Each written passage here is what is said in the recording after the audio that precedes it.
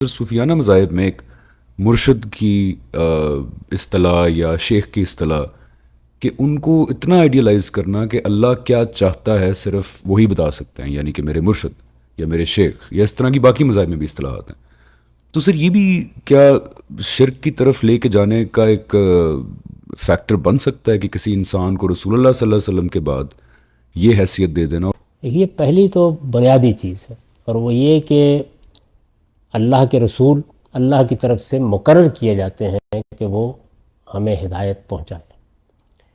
ان کو حق حاصل ہے کہ وہ ہم سے بیعت کا مطالبہ کریں. ان کی یہ حیثیت ہے، اور خود قرآن نے بیان کیا ہے کہ وَمَا أَرْسَلْنَا مِن رَّسُولٍ إِلَّا لِيُطَاعَ بِإِذْنِ اللَّهِ، اللہ کے اذن سے ان کی اطاعت کی جائے، ان کی ہر بات مانی جائے. جب ہم علمی لحاظ سے مطمئن ہو جاتے ہیں کہ یہ اللہ کے رسول ہیں تو پھر ترتیب بدل جاتی ہے. یعنی پہلے بات مانی جائے گی، سر تسلیم خم کیا جائے گا، اس کے بعد سمجھا جائے گا. تو وہاں تو بالکل ٹھیک ہے، علمی اور عقلی لحاظ سے بالکل ٹھیک ہے، یہی تعلق ہونا چاہیے. اس کے بعد اس دنیا میں باقی سب لوگ، ظاہر ہے کہ جس طرح دوسرے علوم و فنون میں مہارت کی بنیاد کے اوپر استاد بن جاتے ہیں، ایسے ایک معلم اور متعلم کا رشتہ یہاں پیدا ہوتا ہے.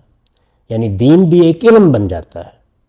تو دین کے علم کے کچھ لوگ ماہر ہوتے ہیں، اور ظاہر ہے کہ یہ ہم باقی دنیا کے علوم میں بھی، بھائی جب کبھی مریض ہوگا آدمی تو کسی طب کے ماہر کے پاس جائے گا. اسی طرح سے سائنسی علم کے ماہرین کی طرف رجوع کیا جاتا ہے. تو ان کا تعلق جو ہے وہ استاد اور شاگرد کا ہے. چنانچہ یہی تعلق ہے جس کو اللہ کے پیغمبر نے بھی بیان کیا، بلکہ سب پیغمبروں نے بیان کیا. آپ کو معلوم ہے کہ سیدنا مسیح علیہ السلام کے حواری، اس کا مطلب ہی کیا ہے؟ شاگرد. وہ کہتے بھی ہیں کہ استاد. اگر آپ انجیل کو دیکھیں، رسالت میں آپ صلی اللہ علیہ وسلم نے جو لفظ اختیار کیا وہ کیا ہے؟ صحابی، ساتھی، دوست، میرے ساتھ تعلق رکھنے والے. تو دین میں تو اب رسالت میں آپ صلی اللہ علیہ وسلم کے بعد کوئی اتھارٹی نہیں ہے. پیغمبر ہی اتھارٹی ہیں جن کی بات مانی جائے گی. پہلی تو یہ اصولی بات ہے. یعنی اب دین کا علم رکھنے والوں سے ہمارا تعلق، دین تو ظاہر ہے کہ اہل علم ہی سے سیکھا جاتا ہے. دین کیا، ہر علم اہل علم ہی سے سیکھا جاتا ہے. لیکن ان کے ساتھ تعلق کیا ہے؟ استاد اور شاگرد کا. تو استاد اور شاگرد کے تعلق میں عزت کی جاتی ہے، احترام کیا جاتا ہے، لیکن جی بھر کے اختلاف کیا جاتا ہے. اس لیے کہ ہم نے سمجھنا ہے، علم حاصل کرنا ہے. اور اس سارے علم کی روایت یہ ہے، خواہ وہ دین کا ہو یا دنیا کا، کہ اس میں بارہ ایسا ہوا کہ جن اساتذہ نے پڑھایا، شاگرد ان سے کہیں آگے نکل گئے بہت سے. اور ہر آدمی کے لیے دروازہ کھلا ہے یہ. تو ایک تو یہ بنیادی باتیں جان لینی چاہیے.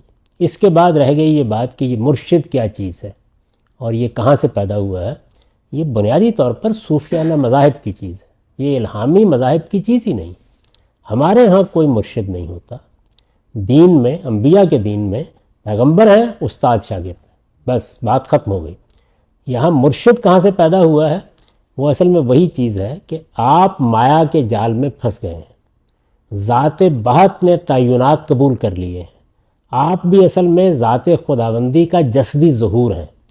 آپ کو یہ جو مایا کا جال ہے، یہ مادی زندگی، اس کو توڑنا ہے اور توڑ کے اصل حقیقت کو پانا ہے. تو یہ ایک گویا علم بن گیا، فن بن گیا.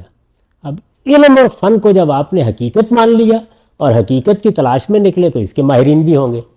تو یہ در حقیقت وہ لوگ ہیں کہ جو اس علم کے ماہرین اپنے آپ کو کہتے ہیں. ان کے ساتھ تعلق پیدا کرنے کی بنیادی شرط کیا ہوتی ہے؟ بمے سجادہ رنگی کن گرد پیرے مغاں گوئے. انہوں نے کوئی بات کہہ دی، اگر یہ کہہ دیا کہ اپنے مسلح پر شراب اڑیل لو تو پیروی کرو گے تو حقیقت تک پہنچو گے. کیوں؟ اس کی وجہ یہ ہے کہ وہ بنیادی طور پر نفسیاتی سفر ہے. اور نفسیاتی سفر میں جب تک آپ اپنے علم کو، عقل کو، شعور کو، اسی لیے اس کو حجاب اکبر کہتے ہیں، سرنڈر نہیں کر دیں گے، آپ وہ منازل طے کر ہی نہیں سکتے. تو یہاں تقاضا ہی بالکل دوسرا ہوتا ہے. اور وہ بیعت جو صرف پیغمبر لے سکتا ہے وہ پھر یہاں پر بھی در آتی ہے. حالانکہ کسی انسان کو حق نہیں ہے کہ وہ لوگوں سے اسلام کی بیعت بھی لے. کیوں؟ اس کی وجہ یہ کہ اسلام کا نمونہ، اسلام کی اتھارٹی کون ہے؟ اللہ کا پیغمبر. میں اور آپ تو برابر کے لوگ ہیں. یعنی آپ کو میری اصلاح کرنی ہے، مجھے آپ کی اصلاح کرنی ہے. یہاں تو پڑھنے پڑھانے کا تعلق ہو سکتا ہے، سمجھنے سمجھانے کا تعلق ہو سکتا ہے، عزت اور احترام کا تعلق ہو سکتا ہے. مجھے یہ اتھارٹی کیسے حاصل ہو گئی کہ میں آپ سے بیعت لینا شروع کر دوں؟ تو وہاں پھر بیعت لی جاتی ہے، عہد لیا جاتا ہے، آپ کو سرنڈر کرنا ہوتا ہے. اور اسی وجہ سے آپ دیکھتے ہیں کہ بڑے بڑے جو علماء ہیں وہ ایک جانب دین کا علم پڑھتے ہیں کسی شیخ الحدیث سے، کسی شیخ القرآن سے، دوسری جانب طریقت کے لیے بعض اوقات بالکل دین سے ناواقف لوگوں کی بیعت کر رہے ہوتے ہیں. یعنی میں محض تاریخی واقعے کی حیثیت سے بیان کر رہا ہوں، کوئی طنز یا تعریض پیش نظر نہیں ہے کہ دیوبند کے بڑے لوگ، اور دیوبند نے کوئی معمولی علماء نہیں پیدا کیے، علامہ انور شاہ کشمیری اور مولانا قاسم نانوتوی اور رشید احمد گنگوئی، لیکن یہ سب کے سب طریقت کے لیے کس کے مرید ہیں؟ حاجی امداد اللہ مہاجر مکی، اور وہ دین کے عالم بھی نہیں. تو اس دنیا میں پھر یہ چیزیں حاصل کرنی ہوتی ہیں. وہاں ہوتا کیا ہے؟ زینتوں سے اجتناب، مایا کے جال کو توڑنے کی مشق، اور اس دنیا کے اندر مقام پانے کے لیے اور منازل طے کرنے کے لیے سفر. تو یہ دنیا ہی بالکل الگ ہے. تو قرآن مجید تو اس دنیا ہی کی نفی کر دیتا ہے، تو اس وجہ سے یہاں کسی مرشد کا کوئی سوال پیدا ہی نہیں ہوتا. وقت ہو گیا جی.